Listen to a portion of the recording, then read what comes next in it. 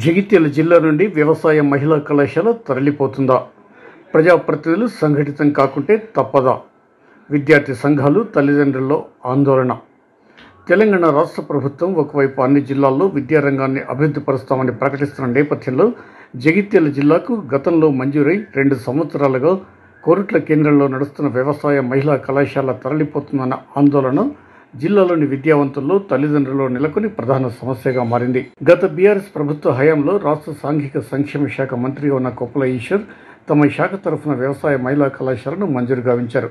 అయితే ప్రస్తుతం ప్రభుత్వం మారిపోవడం, కాంగ్రెస్ ప్రభుత్వం అధికారంలోకి రావడం క్రమంగా నాటి ప్రభుత్వంలో మంజూరైన వ్యవసాయ మహిళా కళాశాలను మరో నియోజకవర్గానికి తరలించడానికి ఏర్పాట్లు జరుగుతున్నాయి. వ్యవసాయ కళాశాల మంజూరైన తర్వాత ధర్మపురి నియోజకవర్గంలోని వెలగటూరు మండలం స్తంభంపల్లి వద్ద సుమారు 50 ఎకరాల స్థలాన్ని అప్పటి కలెక్టర్ యాస్మిన్ బాషా మంజూరు గావించారు. ప్రస్తుతం ఈ వ్యవసాయ కళాశాలను జగిత్యాల జిల్లా ధర్మపురి నియోజకవర్గం నుంచి ఉమ్మడి కరీంనగర్ జిల్లాలోని మరో నియోజకవర్గానికి తరలించడానికి సన్నాహాలు మొదలయ్యాయి. ఈ నేపథ్యంలో జిల్లాలోని పలు విద్యార్థి సంఘాలు, పలువురు విద్యావంతులు, తల్లిదండ్రులు ఈ అంశాన్ని వ్యతిరేకిస్తూ జగిత్యాల జిల్లాకు మంజూరై 2 సంవత్సరాలుగా నడుస్తున్న వ్యవసాయ మహిళా కళాశాలను మరో నియోజకవర్గానికి తరలించరాదని రాష్ట్ర ప్రభుత్వానికి విజ్ఞప్తి చేస్తున్నారు.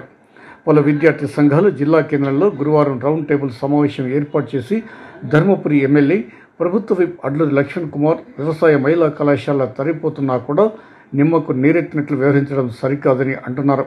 ఈ వ్యవసాయ మహిళా కళాశాల తరలిపోకుండా విద్యారంగానికి ఏ రాజకీయాలు ఆపాదించవద్దని ఆయా విద్యార్థి సంఘాలు కోరుతున్నాయి.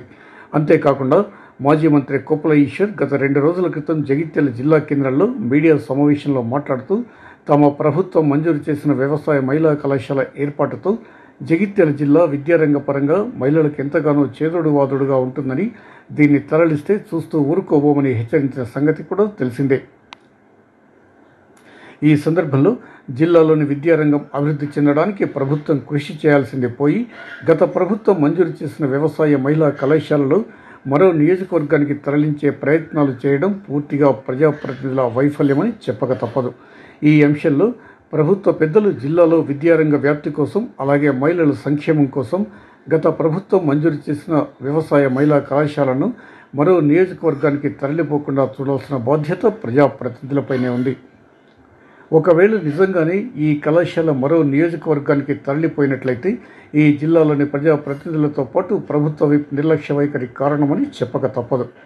అన్ని రాజకీయ పార్టీల నాయకులు ఈ అంశంలో సంఘటితం అయితే తప్ప ఈ కళాశాల జగిత్యాల జిల్లా నుండి చేజారిపోకుండా ఉండగలదన్న అభిప్రాయం ప్రతి ఒక్కరిలో వ్యక్తమవుతుంది.